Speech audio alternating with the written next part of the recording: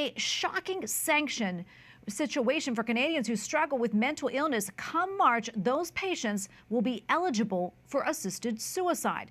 The country's medical assistance in dying, also known as the MAID law, was first enacted in 2016, originally intended for people with serious untreatable conditions such as terminal cancer. However, a new provision will now allow people to apply for euthanasia solely on the basis of a mental disorder. And joining us tonight with more is Alex Schadenberg, director of the Euthanasia Prevention Coalition. Alex, welcome. Thank you so much for being with us. I mean, this is really quite shocking. I'm curious, how did MAID go from people with terminal conditions to those with mental health conditions like depression?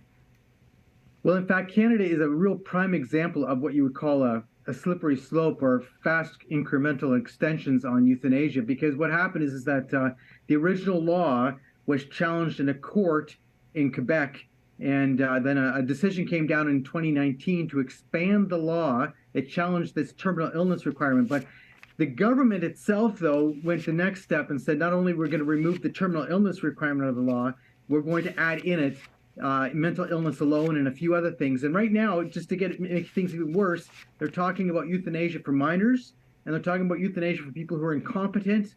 And then recently, the Quebec government, not the Quebec government, the Quebec College of Physicians brought up the issue of infant euthanasia.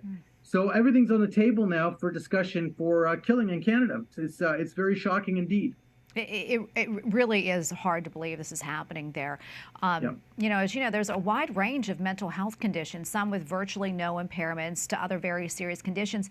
So, Alex, I'm curious, how are they making this determination? I mean, and also, wouldn't the very nature of mental illness exclude a person from making a decision that would end their life?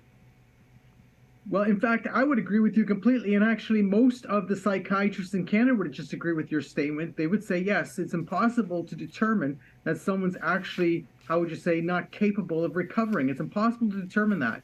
Nonetheless, there are, of course, many pro-euthanasia type psychiatrists who'll be more than happy to be involved in this.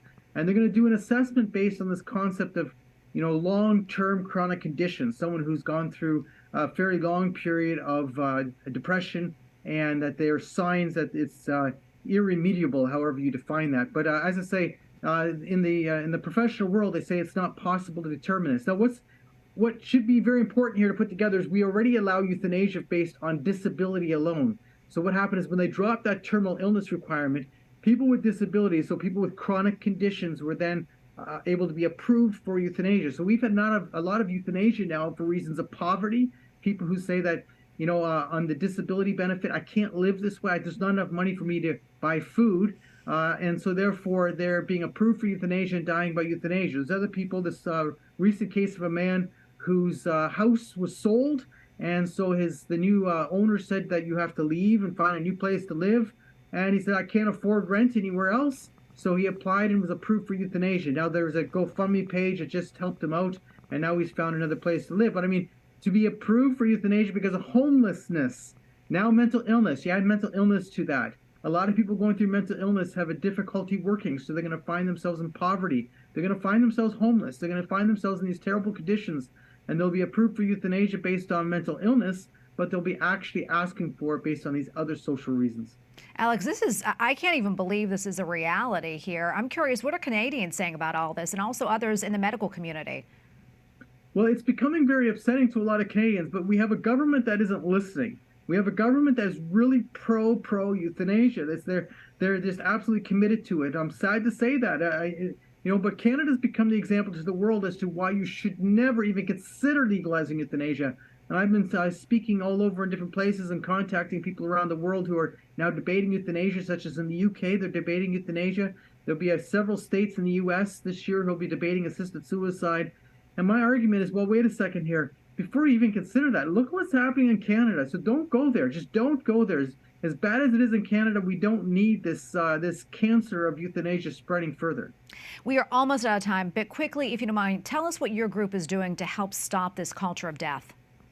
Well, we've been heavily involved with trying to help people. So the Euthanasia Prevention Coalition, you can contact us. We provide a lot of information, but we also have a helpline. We have a 1-800 helpline. We've been involved with trying to help a lot of people.